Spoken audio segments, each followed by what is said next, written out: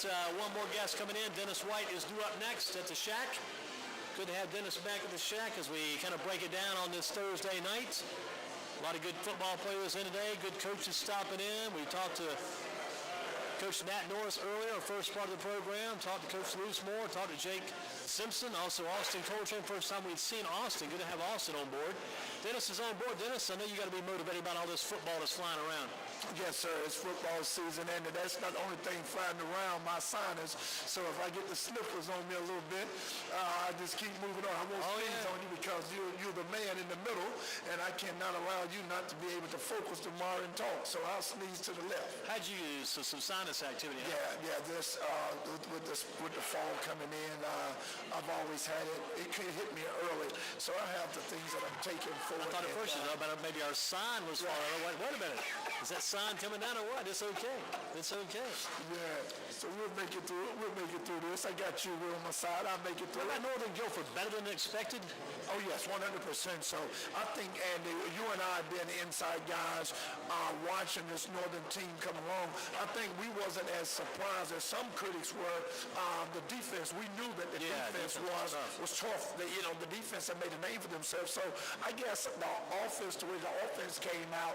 But once I see some of the big names on the program that we've been calling for since those guys were sophomores, I figured that Northern was going to be good. Yeah, Rip Burger kid's been really impressive for us too. Yeah, Rip Burger. I'm like, I heard Coltrane saying that Rip Burger had a lot of touchdowns called by. He is a workhorse, and we fell in love with Rip Burger. He was a sophomore, big fullback for Logan because sometimes they give Logan a break, and Rip Burger just came in and ripped it up. That's what you used to call him. He ripped it up, and so I'm happy for Northern. I'm happy for the new coach that they can go on without T.J. Logan. It seems like Coach Thomas too at Northern has been a good steady and influence for the team. Yeah, you're exactly right. Anytime you have been been around someone like me, walking in your shadows for all these years, being a part of you, and then I have to succeed one day, or whenever someone has to take over, and they've been with someone a long time, they just fit right in because it's almost like that person is still there because you've been around him as tools, and you're the successor. You pass down the old mantle, and he's carrying it well. What about Grimsley? What about the fast start by Grimsley? Now, I am certainly shocked. I am surprised with Grimsley, but when you look at the coaching system at Grimsley, Coach Pat Neal, he brought on a lot of great coaches that have been around and been involved in the game, and Pat Neal finally get Grimsley, so I think that's a good, big feather in his cap. Yeah, it's been a good start for them. They've had some good work done on the offensive end with Coach Rass, whose name has been brought up a lot, and Coach Matt, Coach McMillan on the defensive side. And as Jake said before, they usually just would kind of maybe wonder, when's it going to happen? When are we going to fall apart? This year they're just playing it to not do that and just keep going on and keep playing well. Right, and that's a good, I like that. That's a great theory that if you're playing to fall apart, then it's going to happen. But if you're playing to stay together, and then it's going to stay together. So far, Grims is together, and the man is the glue, Jake Simpson. I am real surprised at the play, the consistency of Grims' team right now. They're real consistent in every aspect of the ball game. What about this Eastern Guilford team? I think they won 2 games in 2012. They've already won that many in 2013. They go on the road to Eastern Randolph, and Eastern Guilford just having a great start to their year. Yeah, and I was very fortunate to interview with Coach Doug Robinson during our 15 games segment that we did for the summer preseason football games, and I talked to him, and this is what he said. He said, if they can look beyond their past and look at the future, I have something for them to look forward to with my experience and the coach. If they buy into the system, we're going to be good, a lot better than people think we are, and it's certainly come to pass. Yeah, Coach Lewisburg brought up a good point. Back in the day, those Eastern Guilford JV teams had very good records. It was just kind of a matter of being patient till you get those young kids up there. Now they're getting their chance. Heath Justice is a real good one. Yeah, Heath Justice. I went over last year to the 7-on-7, and I came back and told you Heath Justice is lighting it up over at Eastern. And this year, he's just like Jake Simpson, find himself in the leader position. And Coltrane, these quarterbacks, and I'm telling you, these guys are really leading their teams, and that's what the Eastern need, a pure leader, and they have one in the quarterback. I think Page has got one for the future, Dominique Britt. It's going to take a little while to get used to that taking over the reins, being in charge. Now I think Dominique Brittle do a good job for them down the road. And on occasions, Page able to go with Jalen Gavin back there in a kind of a pistol or kind of a scat back type operation, the Wildcat. And Gavin doesn't do a bad job for Page either. Great athlete over there. Yeah, and that pass that he threw last week, a lot of people say, well, why did you let Gavin pass and let Britt hand off the ball? But you're right, Jalen Gavin is an outstanding athlete. And one thing about Britt, he had a lot of pressure. He's Ed Britt's brother. He's coming into quarterback position where Putnam was last year with James Summer. So he have a lot to hold on, and then his dad is a coach. So the young man have a lot, and he's doing this so far. He's working good with what he have to work with. What about Southern Guilford? Kind of riding low right now. 0-2. They lost to two of the teams we talked about already, Eastern Guilford and Grimsley. Southern Guilford without Malik Mosley back there and just having to go Reggie Gillespie, having a tough go of it early. They've had some injuries slowed them down too. Yeah, and now you look at the surprise of Grimsley and Eastern, I'm thinking Southern should be with their record. They should have the Southern record because of Gillespie. Gillespie is one of the outstanding backs coming in from last year coming back. There's not a lot of good backs that we looked at, premier backs. Gillespie was one of the premier backs coming back, 1,000 yards plus last year behind Malik Mosley. Took his team to won 9 ball games last year. And so we're looking for Southern to come back. But unfortunately, they faltered just a little bit early on in the year. Yeah, good thing for them, they're home at least. They play 2 road games to get back home this week. Maybe things pick up, get better at home. Yeah, sometimes you can find good fortunes at home and down there in that neck of the woods where the fans is going to stick by those guys and hope they can pull it around in their home territory. What about Page at Matthews Butler? I mean, we had that game a couple of years ago. Now Page goes on the road to face Butler. Yeah, Butler coming off that loss last week against Mallard Creek, and then Page coming off a loss last week. So it's going to be both teams for redemption. But go ahead. I was going to say, don't you think that Page offense has got to get going early? Yeah, Page offense, Andy, you can't wait till the last 5 minutes of a ball game and try to come out and show that you can move the ball, you can score. Page became desperate, and they worked very well in the desperate mode. But going against a powerhouse like Matthew Butler, you try to work in the last minutes of a ball game, you're going to be getting back on the bus real early. So Page got to find some offense, and Jalen Gavin needs some help real bad. What about Northwest and Northern? What are your expectations for that game tomorrow night at Northern? Andy, I look at fast and furious offense of Northwest versus the monster truck defense of Northern. So when you put a fast and furious car going real fast, and then you got the monster truck in the way of it, that car can't go nowhere because the monster truck is so big. And that Northern defense, when I'm saying they're big, they are 7 deep, 5 deep on tackles. Every time that there is the ball in a fast and furious run ahead, the monster truck is going to pull up and block the way. So it's going to be a good game, but I look at Northern beating them by 2 touchdowns. 2 touchdowns Northern over Northwest. It's going to be emotional out there too, because Coach Roscoe is going to be there, going to name the stadium after him tomorrow night. And that's going to give that monster truck a lot of fuel because Johnny Roscoe is going to be there, and that stadium is going to be jam-packed. There's going to be a lot of people there in Northern, and they play well at home in the crowd because you look at they won 30 ball games. They lost 1 ball game at home, and that was Page beat them. Or they lost at Page Place. That was at Page. At Page. So they haven't lost a home game since Johnny Roscoe, since they went on this 30-0 run. 30-0 run. And the weird thing about it is we've called probably about on the radio and broadcast, internet, whatever, we've called probably about 15 Northern games the past 3 years. They've never lost a game we've been doing. It's strange, too. I think as you bring them good fortune, my friend, it's all you. Wherever Andrew Durham is, there's good fortune for Northern. You think you can I think it's good fortune for all teams for sure.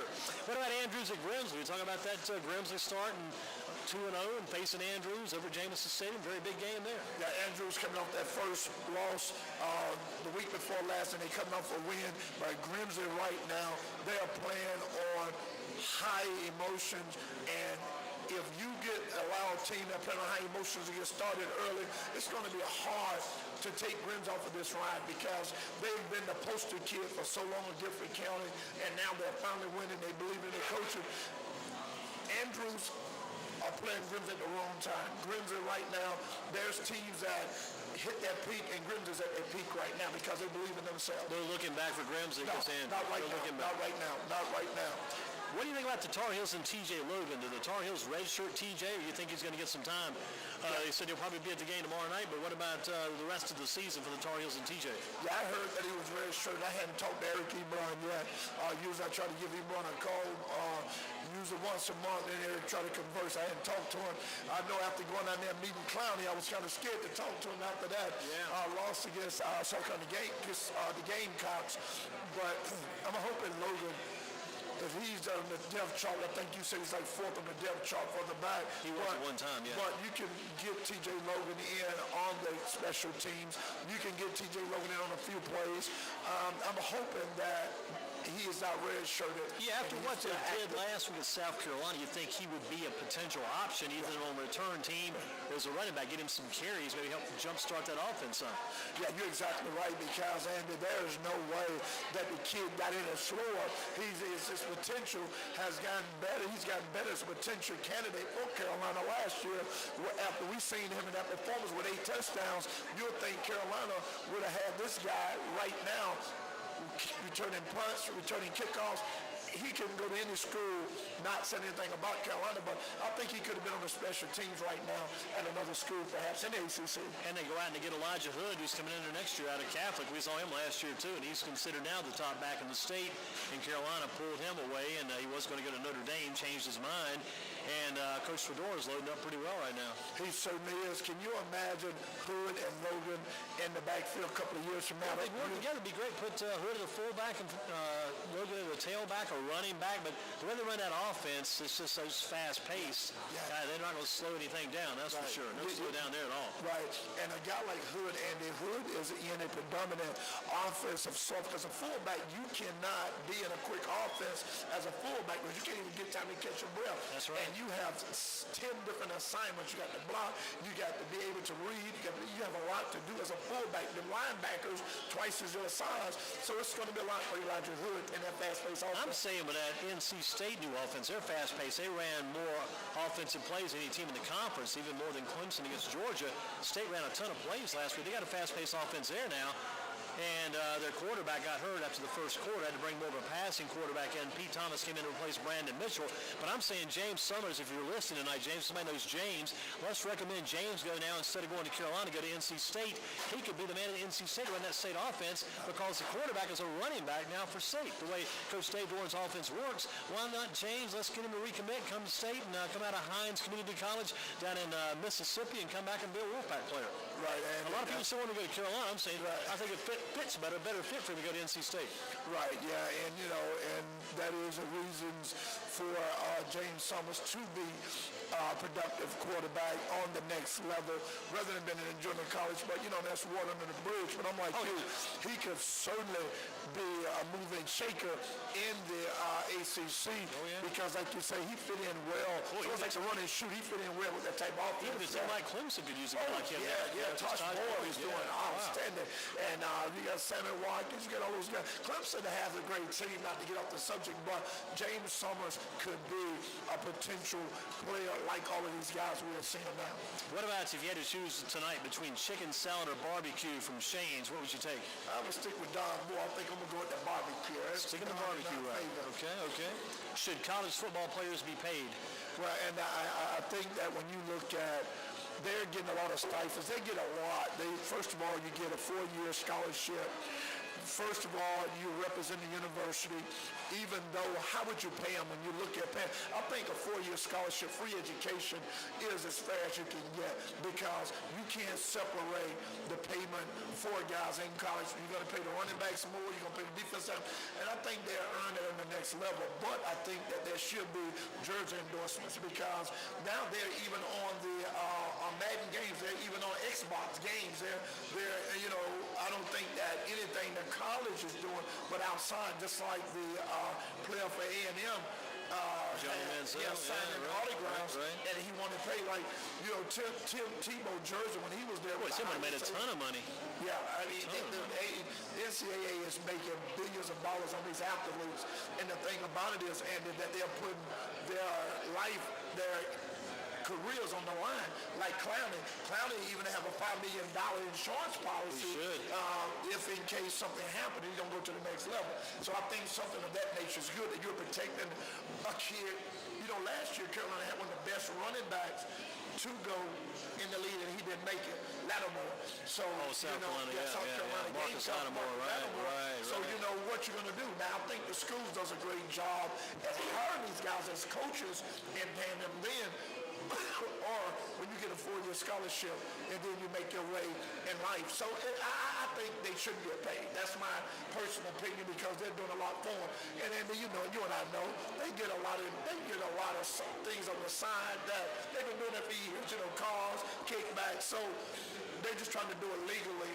But I don't think you can give a paycheck to a college athlete. You don't think we can set a standard across the board, paying $2,500 a month? Yeah, I think that'd be hard, because the stipend of those guys get $5,000 in food coupons already. Now, what kid is going to spend $5,000 in food? Is that in addition to what they eat at the cafeteria? Yeah, exactly. That is their stipend, $5,000. So when you use that up for clothes, for food, it's hard to eat that in 2 semesters. Sure. $5,000, you know. So, but some schools do that. I know South Carolina, just talking from what I know from the Gamecocks, what they gave the basketball players. My nephew was there, so you know that is pretty good. And I know A&T, they give like $800, for football players, $600, $500 in food stipends for their athletes. So, and then after you have their own apartments, they have a lot of luxury. I mean, I think they get paid in ways other than in cash or in a check. Well, let's visit our upcoming event here now at Shane's. We'll try to grab a little food ourselves before we leave. Good job at Shane's on this Thursday.